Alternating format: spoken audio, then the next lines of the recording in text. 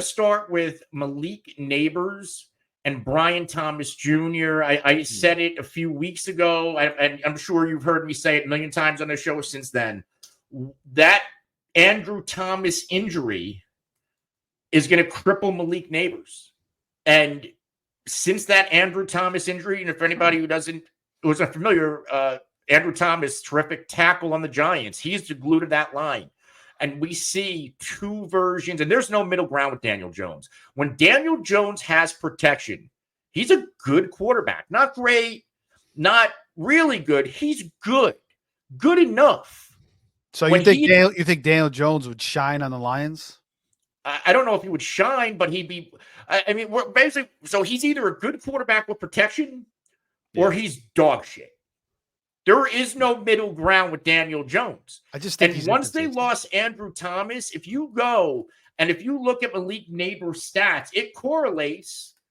I get he's coming off the injury, but Malik Nabers is still getting the targets. He's getting the volume. What's not happening here? He's not getting red zone targets. He's not getting the yards. So since week 7, and week 7, it was the first game without Andrew Thomas. Malik Nabers has under 14.9 PPR points in every game. He's had at least 10 targets, 3 out of 4 of those games. You want to know how many red zone targets Malik Nabers has? 0 in the 4-game stretch. Now, in the first 4 games of the year, 3 of which where he gave us over 23 PPR points, he had a total of 6 red zone targets. I mean, this is a player that I think we need to sell and sell fast while he still is getting volume and while he still has name recognition. And you got Tampa Bay coming up this week. You got a nice slew. Like, his rest of season schedule is probably the best in the NFL.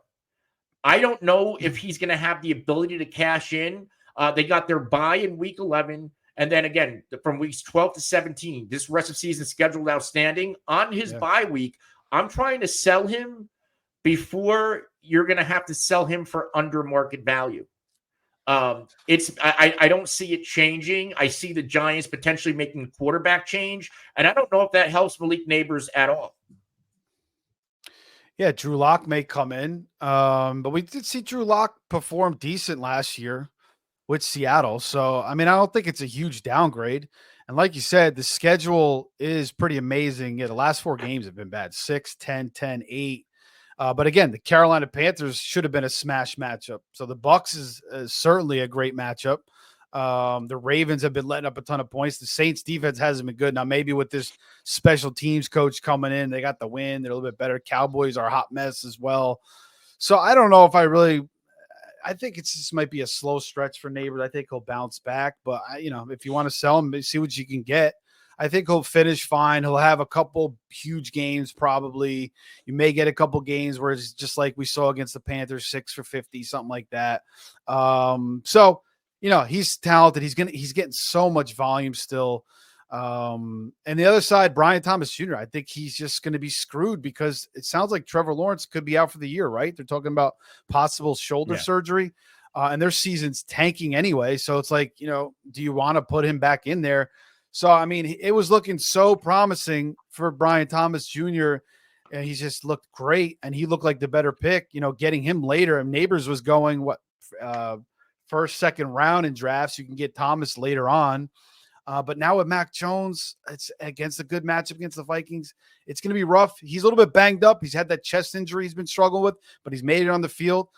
But I just don't have much confidence with him with Mac Jones. Really, I would definitely go with Nabers the rest of the year, 100%. When it comes to Brian Thomas, I don't know if I have much confidence in Trevor Lawrence if he did play. It's been past 2 games under 4.2 PPR points, but beyond the fantasy production, Brian Thomas Jr. has had under 6 targets in every game since week 6. He's had under 5 targets in every game since week 7. In the past 3, under 4 targets. The volume is not there. And the crazy thing is that there is no Christian Kirk eating up some of those targets. I thought immediately it was going to be Brian Thomas. There's no way he doesn't see an uptick right now. They got Engram. They got Parker Washington. I don't even think he did a damn thing yesterday. This is just a bad football team, and I get garbage time production. I thought my narrative for Brian Thomas was garbage time production yesterday, and that offense couldn't get out of their own way. So reluctantly, and I say it reluctantly, I want Malik Nabers rest of season just because, and I don't love either situation. I don't love either quarterback. Both teams are spiraling. The Giants are spiraling when you get your asses handed to you by the Carolina Panthers, and that game was not as close as the final score. But I'll take Malik Nabers because at least Brian Dable will scheme him the football. He'll at least get you enough volume 9 times out of 10 to give you 10 PPR points. Where Brian Thomas, if he's not scoring, he's not getting the volume, he's not getting you production.